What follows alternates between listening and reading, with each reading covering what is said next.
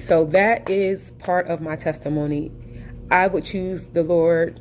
I would choose him again and again. He definitely means so much to me.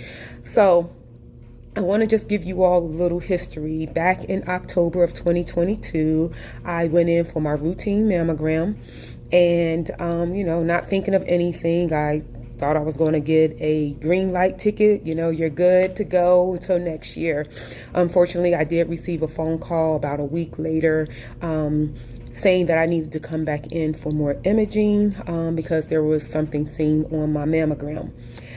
They had seen mass on both of my breasts, multiple mass on both of my breasts. I went back in about a week later for more imaging, which consisted of a mammogram along with ultrasounds.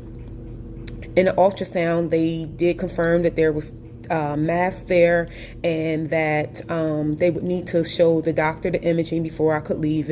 I didn't mind to wait, so I waited. And in the midst of that time of waiting, the doctor came back and they let me know that they wanted to take a few more imaging.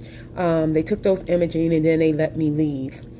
In the midst of that, I was referred to a breast doctor.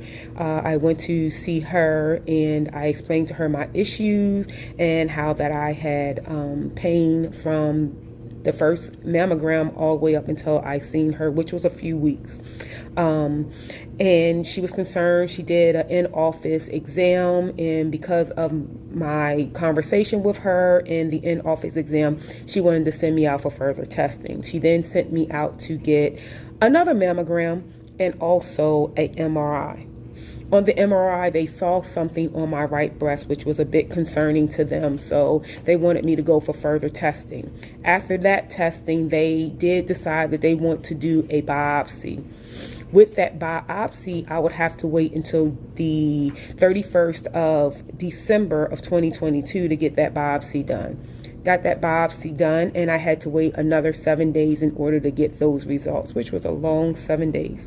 But in the midst of that time, God did place people into my pathway and that were already in my life that were able to witness and encourage me and pray with me through this process. And I'm so grateful to have each and every one of those persons, from my husband to my daughter, Dr. Turner, and the list goes on. He placed an amazing group of prayer warriors to surround me and to pray over me, and to just keep me uplifted. I got my biopsy results back, which they were looking for cancer.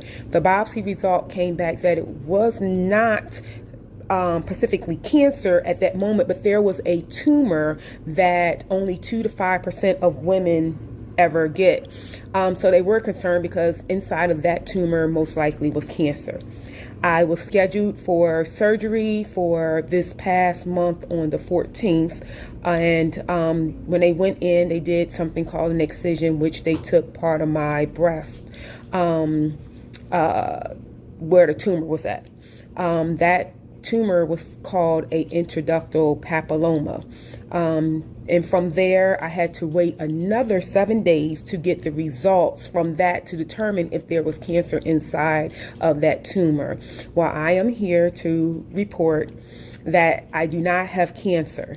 The tumor came back where there was no cancer, although I still have a road to go, and there's plans for recovery for something that I do have. Is called atypical ductal hyperplasia, and that is precancerous cells. But I know even with this, God has a plan for me, and it is part of a total healing package. I'm going to stand on that and believe that God is going to give me that total healing. But the first report that I have of this journey is that I stand today as cancer free. You all don't give up on God, because He won't give up on you. Trust and believe Him. He will keep His promise. You all be blessed.